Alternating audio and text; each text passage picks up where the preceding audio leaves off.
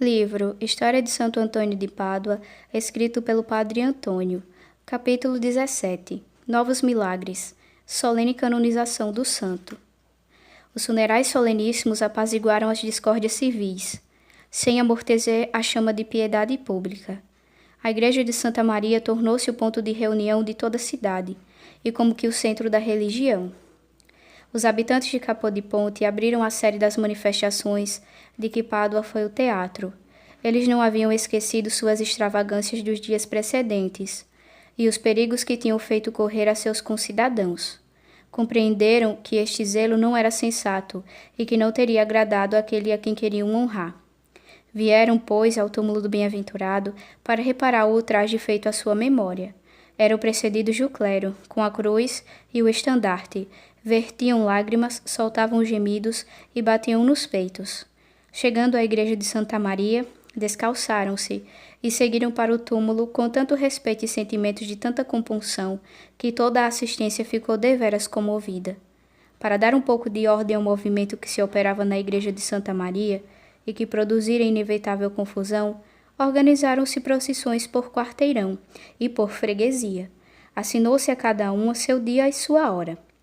Desde então, elas sucederam-se regularmente com um cerimonial que era quase o mesmo para todas, e em que a tudo presidia a devoção para com o bem-aventurado Antônio. Todas as idades e todas as condições misturavam-se nas fileiras compactas dos visitantes. Viam-se ali soldados que haviam mudado de vida e que não se furtavam nenhum sacrifício para satisfazer a sua fé. Ao lado estavam damas nobres, cuja delicadeza afrontava os muitos incômodos que é necessário suportar no meio das grandes aglomerações de povo. Tornara-se uma terra sagrada, essa em que descansava o corpo do bem-aventurado. Deixava-se o calçado à porta e avançava-se de pés nus, a fim de melhor significar o respeito de que se sai possuído. Os religiosos tiveram também a sua vez. Foram vistos prostrarem-se ante o túmulo do bem-aventurado, que, sendo um servo de Deus, era também o orgulho do estado monástico, do qual continuava para todos modelo perfeitíssimo. O bispo de Pádua, acompanhado de todo o clero, ali veio com grande pompa.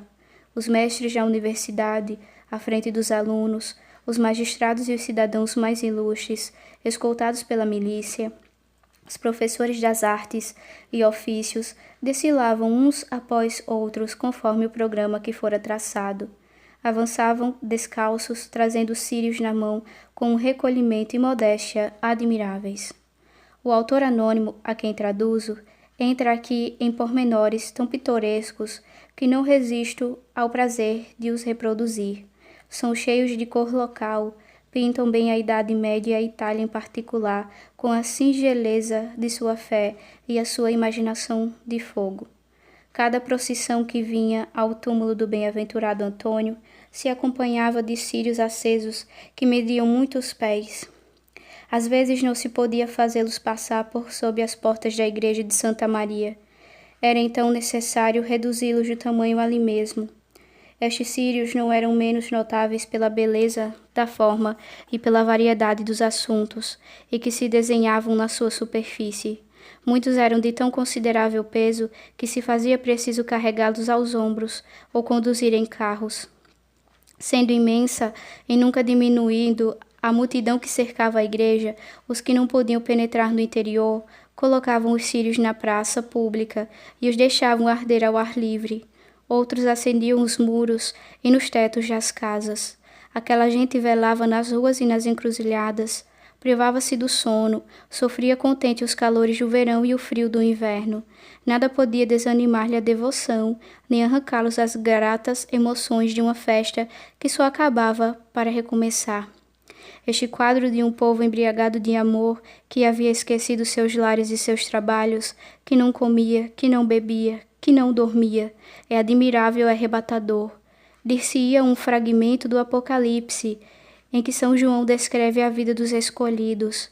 Era a realização das palavras do bem-aventurado quando predissera a glória de Pádua. O autor anônimo prossegue com essas belas reflexões. Os dias e as noites seguiam-se sem interromper estas santas ocupações, Enquanto se sucediam, os louvores e as ações de graças repetiam-se e elevavam-se para o céu. Pádua nadava em alegria, estava ornada de luzes como um templo, resplandecia com o duplo brilho das tochas e das almas que ardiam como lâmpadas. As trevas pareciam ter se despido para sempre, a noite perdera os seus direitos. Entretanto, os milagres multiplicavam-se por todos os lados. O número a que subiam era por si um novo milagre. Nesse tempo, quando se aplacou a tempestade que agitara Pádua, os milagres fulgiram como relâmpagos no céu sem nuvens. Ao contato do túmulo do homem de Deus, os enfermos recuperavam a saúde, qualquer que fosse a moléstia que padecessem. Os que não o podiam tocar, por causa da multidão que o cercava dia e noite, eram curados repentinamente nas praças, em presença de todo o povo. Então, como diz o profeta, os olhos dos cegos se abriam, os surdos ouviram, o coxo saltava como um cervo, a língua dos mudos desatava, para louvar em êxtases o Senhor. Eu não poderia reproduzir todos esses fatos. Os que vou relatar operam-se em favor de 3 espíritos prevenidos contra o bem-aventurado. A incredulidade é um mal terrível. Sua cura, por isso, é ainda mais digna de nota. Um soldado de nome Aleardino, da aldeia de Salvaterra, pouco zeloso da fé católica, que até abandonara, ouvia falar por toda parte dos grandes milagres que se realizavam no túmulo do bem-aventurado Antônio, mas recusava-se obstinadamente a crer neles. Nesse ínterim, veio a Pádua, e como na hospedaria em que se alojaram os estrangeiros, à mesa comentavam as maravilhas que se contava na cidade. Ele disse: Eu sou duro de prestar fé. Antes de crer no que contais, vou atirar este copo de vidro ao pavimento desta sala. Se o milagreiro de quem sois entusiastas o impedir de se quebrar, eu me renderei à evidência.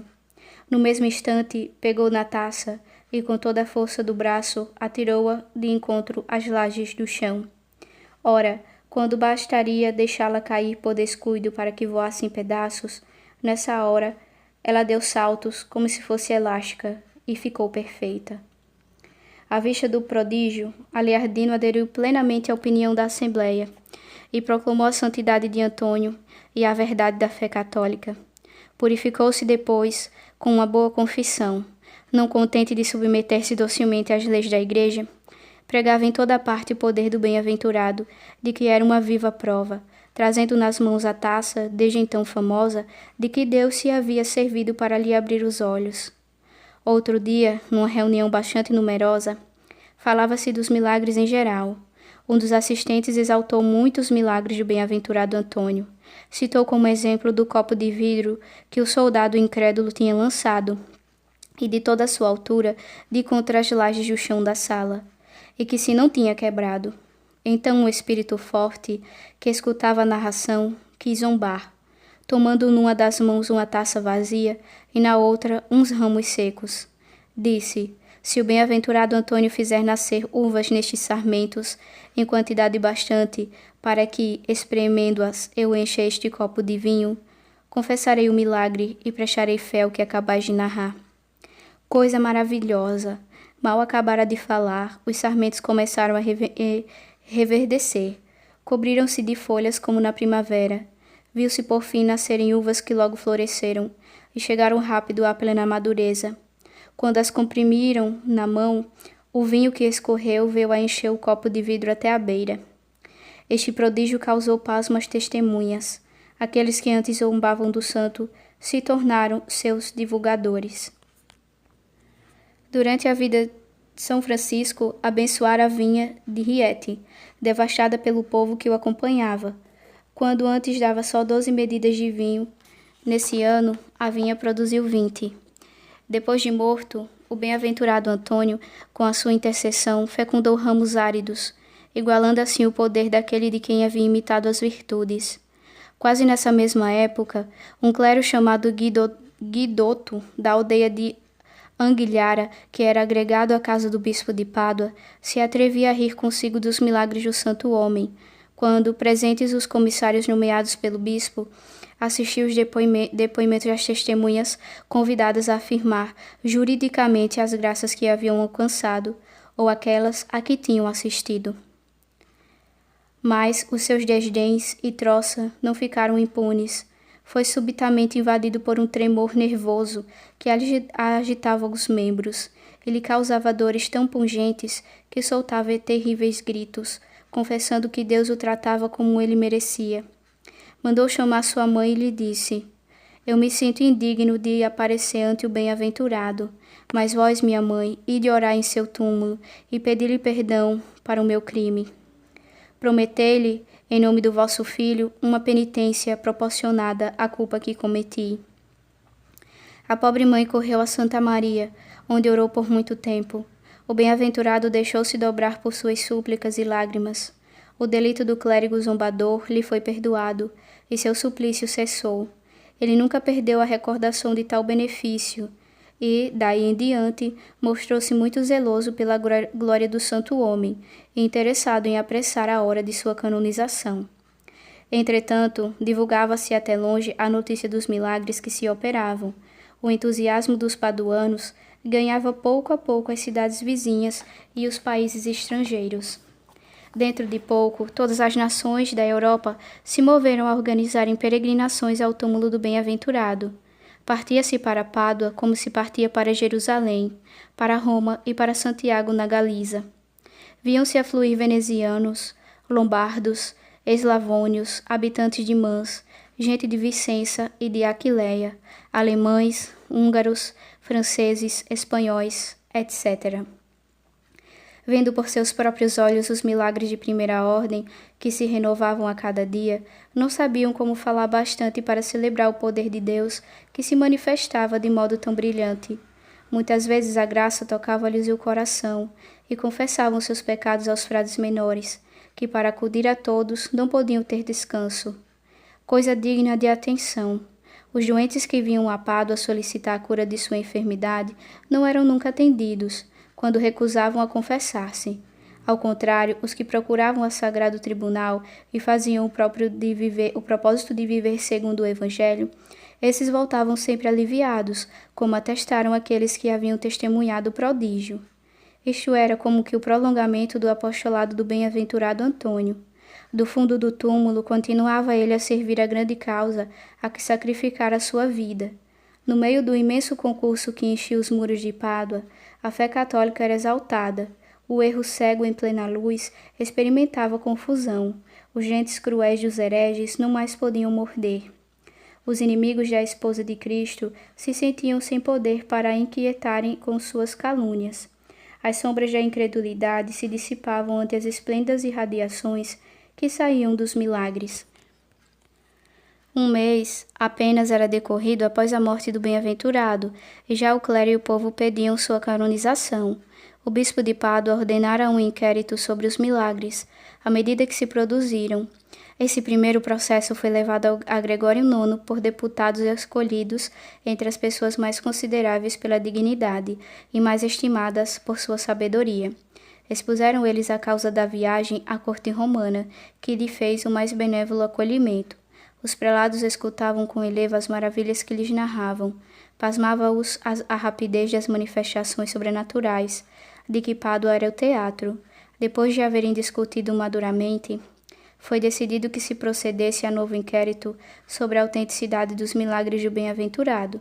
Confiou-se este exame a Jacques Conrado, bispo de Pádua, a quem se juntaram os priores de São Bento, Santo Agostinho e de Giordano Fossati, e João de Vicença, ambos da Ordem dos Frades Pregadores.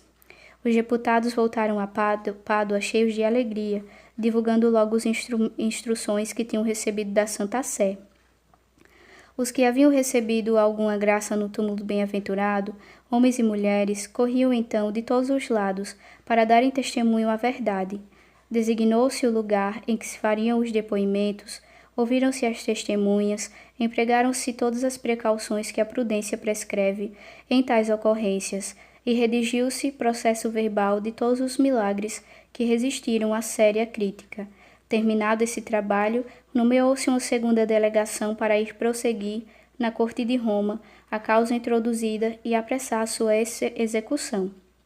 O bispo e o clero delegaram 2 cônegos da catedral e 2 frades menores. Os magistrados da cidade e do município escolheram o igual número de cavalheiros nobres, acompanhados de brilhante escolta.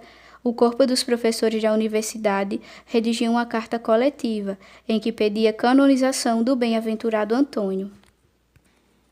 Quando Gregório IX recebeu a nova súplica que lhe dirigiam o clero e o povo de Pádua, convocou segunda vez o colégio dos cardeais e ordenou que os milagres cujos processos verbais recebera e que estavam firmados em depoimentos autênticos foram submetidos a outro exame. Entre os comissários nomeados para estudar a causa, o mais distinto era João de Abbeville, francês de nação da diocese de Amiens, monge de Cluny, que tinha sido abade do mosteiro de São Pedro de Abbeville e foi mais tarde arcebispo de Besançon e, afinal, bispo cardeal de Sabina. Este não deixou procrastinar-se o negócio.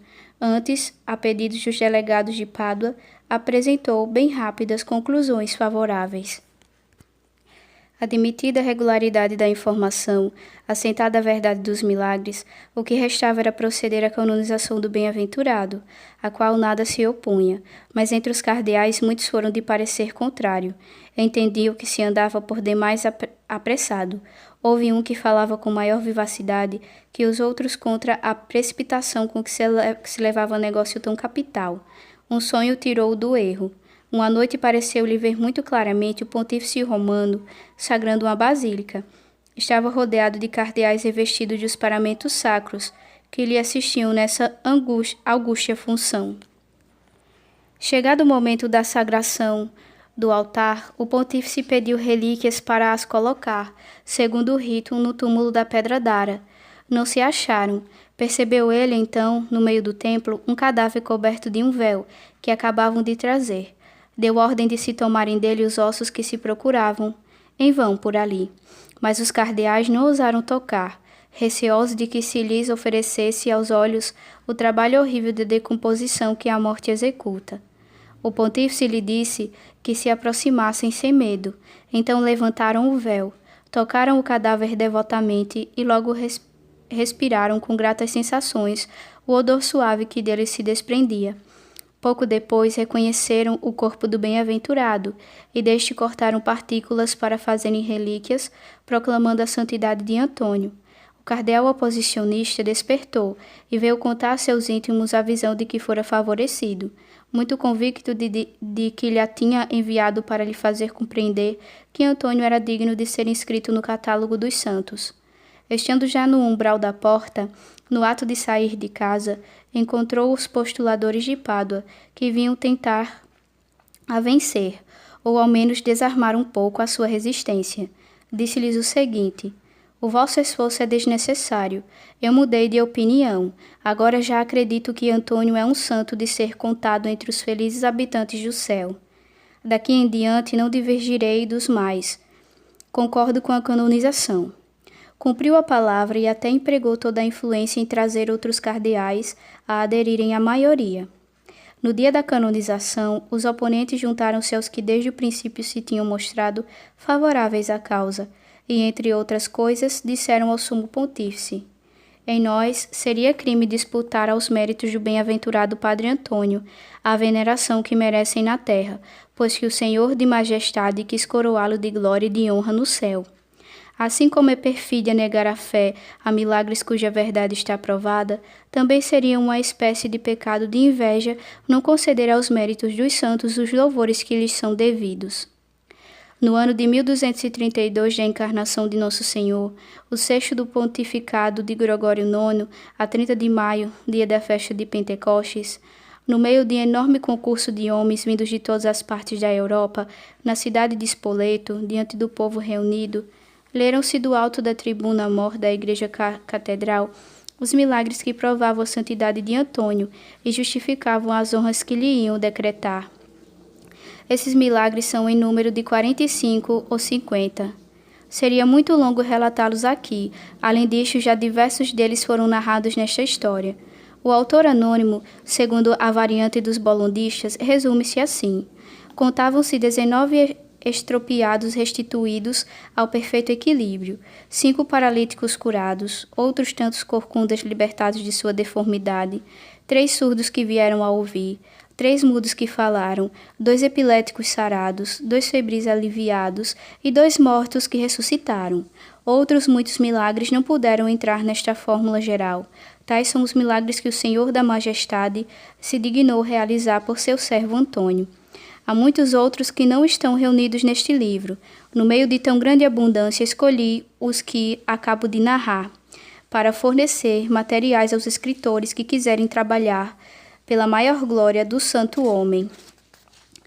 Tomei só os principais e os relatei em conciso discurso, para que se lessem com prazer. Se um historiador contasse todos os milagres de Santo Antônio, seria de recear que o número deles causasse cansaço aos leitores. A sua grandeza suscitaria, talvez, escrúpulos e dúvidas nos espíritos fracos. Após a leitura dos milagres do homem de Deus, no meio das aclamações do povo, que não podia conter seus transportes e era o primeiro a saudar a santidade do milagreiro, o pontífice romano, pastor supremo do rebanho de Cristo, ergueu-se e de pé em seu trono, elevadas as mãos para o céu, invocando o nome da Trindade deífica, declarou que o muito bem-aventurado sacerdote e confessor, Antônio, estava inscrito no catálogo dos santos. Ao mesmo tempo fixou a festa dele para o dia de sua morte, da qual se não tinha ainda celebrado o primeiro aniversário. Concedeu a todos os que, contritos e confessados, lhe visitassem o túmulo no dia da festa ou num das 8ª, remissão de 1 ano de penitência. Os prelados assistentes entoaram logo o hino de ação de graças. Depois o pontífice romano, levantando a voz, exclamou: Ó doutor sublime, limiar da Santa Igreja, bem-aventurado Antônio, que tanto comentastes e tão perfeitamente observastes a lei celeste, rogai por nós ao Filho de Deus. Aquele que chamara Antônio a Arca do Testamento, arsenal das Santas Escrituras, dá-lhe agora o título de doutor. Quis assim reconhecer e consignar no processo verbal de sua canonização a profunda ciência de que ele havia dado prova na escola e as ondas de luz que derramara nas almas com seu apostolado. Mas essa antífona se lê no ofício dos santos doutores, não foi inserida na liturgia de Santo Antônio. Ele que inspirou a tantos doutores dentro e fora da ordem, não está compreendido nessa gloriosa falange. O título de simples confessor harmonizava-se melhor com o seu destino, de que o principal caráter foi a humildade. No entanto, em Spoleto, o pontífice romano achou eco nos cardeais e nos prelados, que todos juntos cantaram a antífona sagrada. A cerimônia terminou pela recitação do versículo e da oração do santo. Também, diz entre outras coisas Gregório IX, na bula de canonização dirigida a todos os bispos de Deus: mereceu ser posto, não debaixo do alqueire, mas sobre o candelabro imortal da Igreja. Por isso, nós os rogamos a todos, vos advertimos, vos exortamos, e pelas presentes letras apostólicas vos ordenamos que exciteis a devoção dos fiéis e os leveis à veneração do bem-aventurado. Celebrareis todos os anos a sua festa no dia 13 de junho, e tereis o cuidado de a fazer celebrar com muita solenidade, a fim de que o Senhor, tocado pelas orações dele, nos conceda sua graça no tempo e sua glória na eternidade. Quanto a nós, desejoso de ver o túmulo de tão ilustre confessor, que pelo brilho de seus milagres ilumina a Igreja Universal, tão frequentado e honrado quanto merece, confiado na misericórdia do Deus Onipotente e na autoridade dos bem-aventurados Pedro e Paulo, seus apóstolos, misericordiosamente concedemos a remissão de 1 ano de penitência a todos que verdadeiramente contritos e confessados visitarem uma vez por ano, com respeito à religião, o túmulo do referido santo, no dia de sua festa ou num dos dias da 8ª, dado em Spoleto, a 3 de junho, no 6º ano de nosso pontificado. Ainda não decorrera 1 ano após a morte do servo de Deus, Antônio, e já estava ele colocado nos altares. Era um fato sem exemplo na história das canonizações, depois do estabelecimento das formas regulares a que elas eram já submetidas. São Francisco mesmo tinha sido menos favorecido. Esta circunstância não é o menor dos milagres operados pelo santo, mas tudo é milagre nesta existência extraordinária. O continuador do autor anônimo julgou convenientes, em seguida, a bula de Gregório IX, estas belas palavras: não se podem contar, não se poderiam admirar bastante as maravilhas que Deus consumou para glorificar o seu servo. Os milagres de Antônio são tão frequentes e tão contínuos que todos juntos constituem um só e o mesmo milagre que dura sempre. O milagre não era que ele continuasse a fazer milagres, antes seria que ele deixasse de os produzir. Tão magníficas são as suas obras, tão famoso o fizeram ante os povos que às vezes se é tentado a crer que Deus o trata como a seu pai. São Francisco, ele dispensa o dom de fazer milagres, não tanto pelas necessidades das almas, como pelo prazer de afagar a sua glória e de regozijar o mundo. Nesta matéria, a narração nunca chega ao fim. Voltando a páginas, verifica-se que ela recomeça. No dia em que Antônio foi inscrito na lista dos santos, deu-se em Lisboa um acontecimento que confirma o que eu acabo de dizer. Os homens e as mulheres, tomados de súbita inspiração, da qual ninguém suspeitava a causa, saíram à mesma hora das casas e, espalhando-se pelas praças públicas, entraram a bater palmas e a cantar e dançar. Todos os sinos da cidade soaram a um tempo e executaram alegres repiques, sem que mão nenhuma lhes imprimisse o movimento. Mostravam eles o seu zelo, glória de tão grande homem, diz o Liber Miraculorum, e disputavam aos seus concidadãos prazer de o festejarem. No meio deste harmonioso concerto, os habitantes de Lisboa não se podiam conter. Estavam de contínuo num alvoroço festivo, entregues a vivo contentamento. Procurou-se em vão, por algum tempo, adivinhar de onde provinha tal fenômeno, até que, desembarcando uns frades que vinham da Itália, comunicaram que no dia em que se manifestara ali esta alegria tão extraordinária, o Beatíssimo Antônio havia sido inscrito no catálogo dos santos. Algo deste piedoso entusiasmo passou à liturgia de Santo Antônio. Ela parece escrita ao ditar dos povos em arrobos de devoção. Cada antífona de laudes é um transporte de amor. Nelas reina um lirismo que ainda se comunica ao leitor, 6 séculos de distância. Antônio agora triunfa. Ó meu Deus! Ele canta o cântico de alegria em vosso paraíso, onde entrou. Ó luz eterna, inundando-o de vossos raios, fazeis que ele se vos assemelha, e ficais sendo a sua felicidade e a sua vida. Céus azulados, terra fecunda, imensos oceanos, dizeis.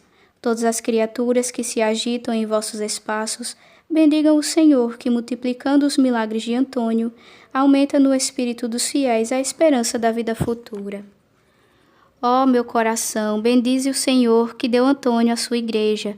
Pede a tuba os seus másculos assentos. Chama em teu socorro o tamboril e a harpa, o saltério e os símbolos. Mistura numa mesma harmonia os instrumentos de corda e os de sopro, para melhor traduzir a tua mística exultação. Os fatos, porém, são mais eloquentes que as palavras. Vejamos como responderam os povos à voz do pontífice romano, que acabara de proclamar a santidade de Antônio.